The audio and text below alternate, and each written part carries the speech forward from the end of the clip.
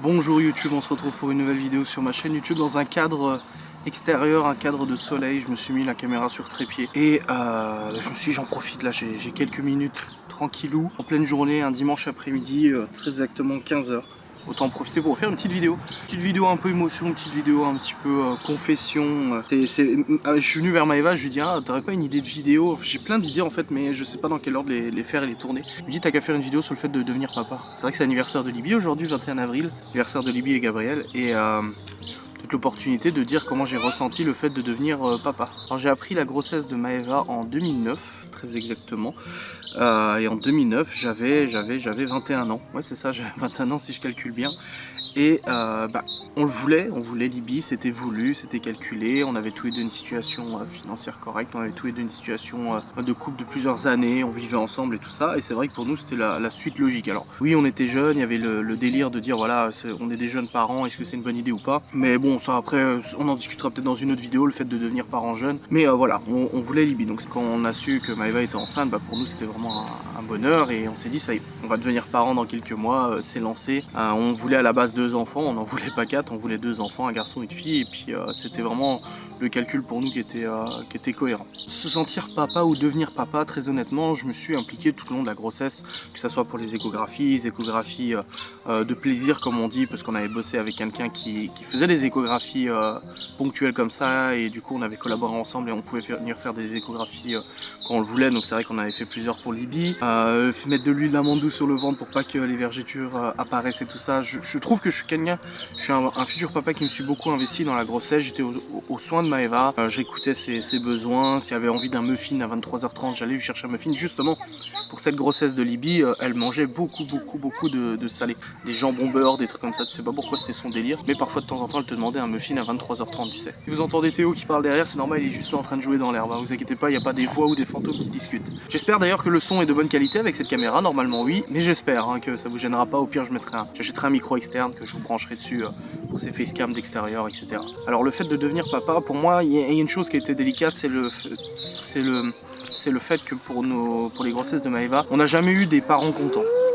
Et je sais que ma mère regardera cette vidéo, mais c'est vrai qu'elle le sait, que ça soit moi ou mes sœurs, ma mère n'a jamais été heureuse d'apprendre qu'on allait avoir un enfant. Pour elle, c'était toujours une source de stress, une source de tension, une source de problèmes, etc. Donc on n'a pas eu le plaisir d'avoir les parents à qui on apprend qu'on va avoir un enfant et qui sautent de joie en disant « Ouais, je vais être grand-mère !» Non, ça n'a pas été le cas, donc ça n'a pas été facile, pour moi en tout cas, d'apprécier le fait de devenir papa à ce niveau-là. Quand je vois que de mon côté, mes parents ne sont pas heureux que tu deviennes papa, forcément tu te sens un petit peu seul dans le rôle de père, quoi. Tu te dis bon, en fait il n'y a que moi qui suis content avec ma conjointe, quoi, c'est tout. Et c'est vrai que c'est un petit peu délicat. Tout le long de la grossesse, voilà, j'ai eu les étapes, on avait pris un Doppler pour écouter le cœur du bébé, on a eu tous les câlins, on a eu voilà, toutes ces choses là qui font partie de la grossesse. Mais c'est vrai que tout le long je me disais pas je vais être papa, je vais être papa, je vais être papa. On a préparé des choses, on a déménagé, on a acheté une plus grosse voiture, etc.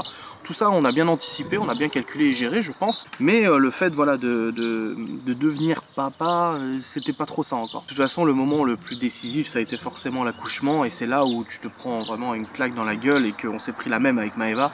C'est quand voilà, tu vas à l'hôpital, en plus c'était même pas prévu, c'est qu'à la base elle commence à avoir des pertes d'eau si tu veux. Et quand on est allé à l'hôpital ou à Chugé à Genève, parce qu'on est allé à l'accoucher en Suisse, quand on est allé à l'hôpital, en fait on s'attendait absolument pas à ce qu'ils la gardent. On venait juste pour une échographie de contrôle ou un contrôle, voilà, un contrôle simple s'il n'y a pas un problème. Et là ils nous disent oh, on va vous garder, il y a une fuite, c'est trop risqué, on vous fait accoucher, quoi. Et là tu dis ah ok d'accord, bon c'est bon, on y est. Tu t'attendais pas à partir et devoir revenir avec un enfant, tu vois. C'est un peu je dis tu vois parce que je m'adresse à la caméra comme si je m'adressais à personnellement chacun d'entre vous. Et ça fait vraiment bizarre. Et donc il l'installe, le récit de l'accouchement vous l'avez déjà eu de toute façon du côté de Maëva. Mais moi c'était plus une vidéo sur le fait de devenir papa plutôt que le récit de l'accouchement. Mais voilà, l'accouchement voilà, se déroule, contraction, machin, etc. Maëva toujours aussi forte, elle gère la douleur. Du coup j'ai pas eu derrière une femme hystérique qui supporte plus et qui se casse la gueule. C'est vrai que là-dessus elle a vachement bien géré, j'ai pas eu à gérer moi sa douleur et tout ça. Et vient le moment de la naissance. Et là quand ils te sortent le bébé et qu'ils te le posent sur la maman et que t'es là, ouais, là tu te prends une sacrée claque. Et je me souviens toujours du regard qu'on a eu tous les deux, Maëva, on s'est regardé et on s'est tout de suite dit wow. On s'est pris tous les deux une claque de devenir papa et maman. Et c'est là où je me suis dit ok, je suis devenu papa, quoi. Après, il y a les jours qui suivent à la maternité, le retour à la maison. Et là, c'est quand tu rentres à la maison avec l'enfant et que t'as personne derrière toi, t'as pas les infirmières, machin, etc. T'as personne derrière toi pour te dire tu dois faire ci, tu dois faire ça. En gros, c'est là où commence ton rôle de parent, d'éducation, de règles. Pas avec un nouveau-né, mais de fonctionnement de la vie de tous les jours. Te dire, voilà, l'enfant, il va dormir à cet endroit, l'enfant, on va lui donner à manger à cet endroit. Tu commences en fait à enregistrer sa vie comme ça. Et c'est là où, oui, ton rôle en tout cas, moi, mon rôle de père a commencé, les responsabilités de changer les couches. J'ai toujours été présent là-dessus. Changer les couches, propreté, biberon quand elle a plus voulu le sein de Maëva, les dodos, les pleurs, tout ça. Et c'est là, en fait, que tu rentres naturellement dans ton rôle. On n'a pas eu... Bon, moi j'avais ma mère qui était dispo, malgré qu'elles sont pas contentes qu'on ait un enfant et que ça a été le cas pour moi et mes sœurs et tout ça. Elle était dispo. C'est vrai que j'avais une question, un doute, je l'appelais, immédiatement elle me donnait son avis, sans me dire tu dois faire comme ça. Elle me disait, moi à ta place je ferais comme ça, moi c'est comme ça que je faisais, c'est à toi de voir, tu vois. Et on fonctionnait beaucoup au feeling avec Libby. Je trouve qu'on s'est franchement bien démerdé pour 2 parents totalement seuls avec un enfant. Parce que ma mère et mes parents étaient à 500 km et du côté de Maëva, son père n'était quasiment jamais présent. Il l'a gardé une fois à Libye, mais sinon pour les conseils, on pouvait pas lui demander des conseils à son père, parce qu'il a pas élevé Maëva à cet âge-là. Maëva et sa sœur ont été élevés par la mère à cet âge-là, pas par le père de Maëva, donc on n'avait pas de possibilité de demander un avis ou quoi que ce soit. Donc on était quand même seuls, on était 2 parents seuls, jeunes parents, et c'est ça l'autre point, c'est de devenir un jeune papa. Et je disais tout le temps en fait, quand on allait aux courses, au magasin, etc. Les gens voyaient, en plus moi j'avais pas de barbe, j'avais rien, très honnêtement, j'avais une tête de bébé, et t'étais comme ça avec ton bébé aux courses, au Leclerc ou autre. J'ai tous les chiens qui sont en train de débarquer, c'est génial. Ouais. Oui, tu es très gentil. Oh là là, oula, alors enlevez-vous, vous allez faire tomber la caméra, il y a 3000 balles de matos là. Et d'aller aux courses comme ça avec un très jeune enfant, un nouveau-né, tout ça, avec Maëva et moi, la tête de bébé qu'on avait, tu voyais le regard des gens.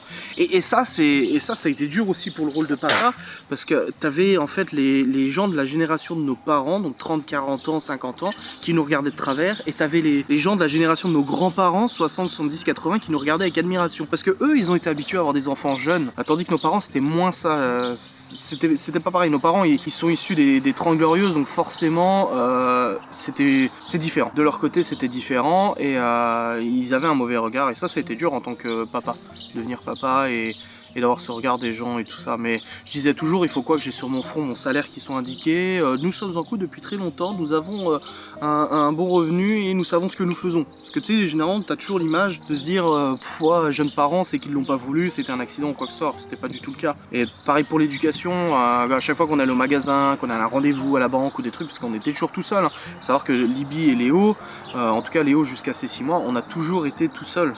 Libye jusqu'à ses 3 ans, donc on s'est toujours démerdé comme ça, aller au rendez-vous avec l'enfant et tout ça, et qu'on nous disait votre enfant se tient bien et tout ça. Et j'étais fier parce que je disais oui, il se tient bien, en même temps c'est normal, on respecte les gens, on est à un rendez-vous, on n'est pas là pour faire le bazar, c'est des règles d'éducation de façon qui sont propres à nous, et des fois les gens nous disent votre éducation nous surprend et nous surprend de manière agréable, parce qu'on se rend compte que tout n'est pas perdu. Ça, on a souvent les gens qui viennent en nous disant, quand on est comme je vous dis, dans des magasins ou des trucs comme ça, ou même au restaurant, avec Théo, Léo, ça arrive, on filme pas tout ce qu'on fait, mais ça arrive, et les gens nous disent, même si on n'aime pas aller au resto forcément avec tous les enfants, et ça je le dis, c'est pas notre tasse de thé, parce que faut surveiller, gérer, toi tu manges ça, tu manges ça. Pour moi le resto, quand tu payes un resto, c'est pour le plaisir, et pour l'instant, hormis Léo et Libby où maintenant c'est franchement sympa, avec des enfants de l'âge de Chloé, c'est pas évident, et t'as envie de dire oui, les gens nous disent vous avez une éducation, vous avez une éducation, ça on nous dit vous avez une éducation, et c'est rare de nos jours de voir une éducation, et ça fait plaisir, même des professionnels comme le Péri, etc., qui disent oh la vache,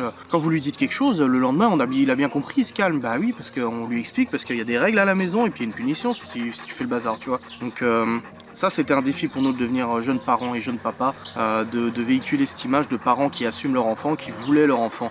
Et pour moi ça a été difficile parce que du coup c'est pas que je me sens pas papa, mais en fait je sais pas comment apprécier ça, mais soit j'ai totalement intégré le rôle de père spontanément et immédiatement, que ça m'est paru naturel et voilà, soit en fait je m'y suis toujours pas fait, parce que pour moi c'est comme si j'avais toujours été père, c'est comme si j'avais toujours été papa, et j'ai eu le choc de la naissance, mais j'ai pas eu le choc de la responsabilité d'être père. Pourtant j'étais jeune, on sait que les mecs en plus ils sont moins matures avec l'âge, enfin ils sont matures plus tard et tout ça, mais je trouve que j'étais déjà quelqu'un de responsable quand Libby est née. J'avais déjà ma boîte, on avait déjà une situation de couple, etc. On vivait ensemble depuis un petit moment, donc finalement on avait déjà ces situations stables, et je pense que ça fait que au final c'était juste une pierre de plus à mon évolution psycho. Si vous voulez. En fait, dans mon rôle d'adulte, j'ai juste à rajouter le rôle de père. Donc ça m'a pas... Ça me fait bizarre maintenant, ça me fait toujours bizarre, même plusieurs années après, 9 ans après avec Libye, des fois de me dire,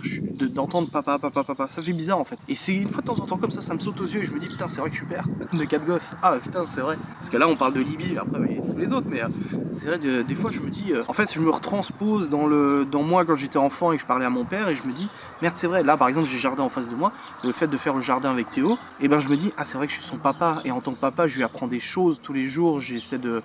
Même avec Libye, en fait je mélange tous les exemples, mais par exemple avec Libye, des fois quand on se promène en voiture, on va au magasin ou des trucs, on discute dans la voiture et tout ça, et je me rends compte qu'en fait je peux lui apporter du savoir, je peux lui apporter des connaissances, je peux lui apporter de l'expérience, et c'est vraiment ça en fait le rôle de père pour moi, là où je m'identifie le plus en tant que père, de me dire voilà je suis papa, c'est quand j'apprends des choses à mes gosses, qu'on m'a appris aussi de mon côté, mais que je réapprends à mes enfants, que ce soit dans les choses que je maîtrise, l'informatique, les choses comme ça, la vie des jours, expliquer à Libye comment fonctionne, la dernière fois je lui ai montré la machine à café, je lui ai dit voilà tu vois tu mets tes capsules machin etc, et là je me suis dit c'est ça d'être père, c'est de transmettre. Être parent c'est pas que éduquer, donner des règles, donner des ordres, parce qu'il faut donner des ordres en tant que parent, et que ça déplaise à certains qui ont un mode d'éducation différent et qui ne tolèrent pas la différence. Moi je tolère totalement la différence. Si je vois des parents qui sont extrêmement on laisse l'enfant découvrir tout seul, s'il fait des bêtises on le félicite et tout ça, forcément moi comparé à mon mode d'éducation ça me paraît un peu surprenant, mais si c'est leur façon de faire et qu'ils ne s'en plaignent pas surtout, hein, parce que ça, d'entendre des gens se plaindre de leur gamin mais derrière lui laisser tout faire ou ne pas essayer de changer, ça sert à rien. Nous les enfants, là encore une fois dans le rôle de parents, éducation, chaque enfant est différent. Libye on n'a pas eu la même éducation qu'on a eu avec Léo, qu'on a eu avec Théo, qu'on a eu avec Chloé. Chaque enfant, on a des réactions différentes, et c'est arrivé plein de fois dans notre rôle de parents avec Maëva de se poser tous les deux, et ça on a la chance d'être un couple qui discute énormément, de se poser tous les deux et de dire ok, là il y a un truc qui cloche, là il y a un truc qui va pas, on merde quelque part, il faut peut-être rajouter plus de dialogue, plus de fermeté, on ne sait pas, et on se remet constamment en question comme ça, que ce soit pour Libye, Léo, Théo, Chloé.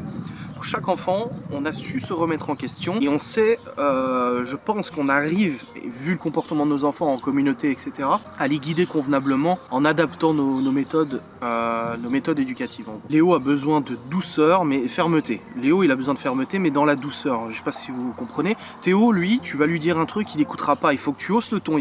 Malheureusement, il faut que tu hausses le ton et que tu dises Théo, tu n'as pas à faire ça. Et là, il arrête. Léo, t'as même pas besoin de ça. Léo, tu dis Léo, tu lui expliques le truc. Léo, une fois qu'il a la compréhension, qu'il a l'argument qui lui montre qu'il faut pas, il le fait pas. Théo, lui, non, Théo, il faudra qu'il se casse la gueule pour comprendre qu'il faut pas grimper à l'arbre. Et c'est très difficile d'adapter à chaque enfant, mais c'est ça le rôle de parent, et c'est ça le rôle de père. Donc voilà, je me sens père et je ressens mes enfants me renvoient mon rôle de père lorsque je leur apprends des choses. C'est surtout ça, pas lorsqu'on éduque, si forcément, pas forcément lorsqu'on éduque ou on donne des règles, etc. Mais surtout, là, vous le voyez pas, mais j'arrête pas de me couper parce que j'arrête pas de tousser. Je me prends du pollen à mon avis, j'arrête pas de tousser. Sur la vidéo est bientôt finie. Mais voilà, mais les enfants me redonnent cette image de père lorsque je leur apprends des choses. Quand Théo est avec moi dans le jardin, que je lui apprends, je vois que le chien a marché dans le jardin d'ailleurs. Faut qu'on mette ses palissades derrière. Et l'autre est en train de dormir derrière. Voilà, il me renvoie le rôle de père quand je leur apprends des choses, des choses toutes connes, mais que je leur apprends des choses. Être parent, c'est donner des règles, c'est donner des valeurs et transmettre le maximum de connaissances à ses enfants, si ça les intéresse. Je vais pas aller forcer un gosse à apprendre quelque chose qui m'intéresse alors que ça l'intéresse pas. Genre l'airsoft, si je vois qu'il y a un des gosses qui ne l'intéresse pas, je vais pas le forcer à le prendre avec moi et l'emmener sur le champ quand il aura 18 ans. Parce que ça a 18 ans l'airsoft. Ou si je vois qu'un gosse n'est pas super motivé par l'informatique, je vais pas m'amuser à le forcer, à le mettre devant un PC en disant tu vas apprendre parce que moi j'aime bien. Non. Par contre, si je vois un enfant qui s'intéresse à un domaine que je ne connais pas, je ferai l'effort d'apprendre, déjà parce que c'est dans ma nature d'apprendre des choses tout seul, je ferai l'effort d'apprendre de ce domaine pour pouvoir l'aiguiller et l'aider au maximum. Là, je sais que Théo, là, le foot, ça a l'air de botter Théo à mort. J'ai regardé du coup s'il y avait un club de foot dans le coin pour l'inscrire dès la rentrée, voir comment il peut s'intégrer en club, à quelle date, à quels horaires et tout ça. Et puis je vais apprendre un peu, je connais rien au foot, mais je vais apprendre un petit peu les règles du foot, je vais l'accompagner s'il faut aller le voir à des matchs et tout ça. Alors que le foot, c'est pas mon truc. Donc c'est ça, c'est transmettre, accompagner, aider son enfant à son évolution et aussi à devenir vigilant avec le monde qui l'entoure, parce que faire croire à un enfant que le monde il est tout rose, le monde il est beau, le monde il est parfait, c'est mon opinion, mais je ne pense pas que c'est l'aider. Après il y a des manières de le dire, des manières de le faire. C'est pour ça que par exemple vis-à-vis de Gabriel, à qui c'est son anniversaire aussi aujourd'hui, le 21 avril, on l'a jamais caché aux enfants. Les enfants, on leur a expliqué qui était Gabriel dès le plus jeune âge, on leur a parlé de lui, on leur a expliqué où il était, ce qui s'était passé. Et c'est important de dire oui, il y a des enfants qui meurent, il y a des enfants, des grossesses qui se passent mal, et malheureusement c'est la vie, c'est comme ça, que de faire croire que tout est toujours tout rose, et puis le jour où ils se prennent une claque, ça les démolisse. Bien qu'une claque ça démolit toujours de toute façon, mais voilà. J'espère que cette vidéo vous a plu, je termine sur un ton très triste, très mélancolique, mais ça va Ewok, je te dérange pas? Ewok, je te dérange pas, ça va, tout va bien? Je vous remercie d'avoir regardé cette vidéo, j'espère qu'elle vous a plu, n'hésitez pas à commenter, à me donner votre opinion. C'est pas une vidéo triste, c'était quoi ça? C'est sorti tout seul. C'était pas une vidéo joyeuse, je voulais dire, c'était pas une vidéo joyeuse. Mais voilà, c'était mon ressenti, et comme d'habitude, j'ai pas fait de feuille de route, j'ai pas fait de machin comme les légendes et mystères où je m'écris tout un texte. Là, je l'ai fait au feeling, à l'émotion, et puis voilà tout. Merci, au revoir.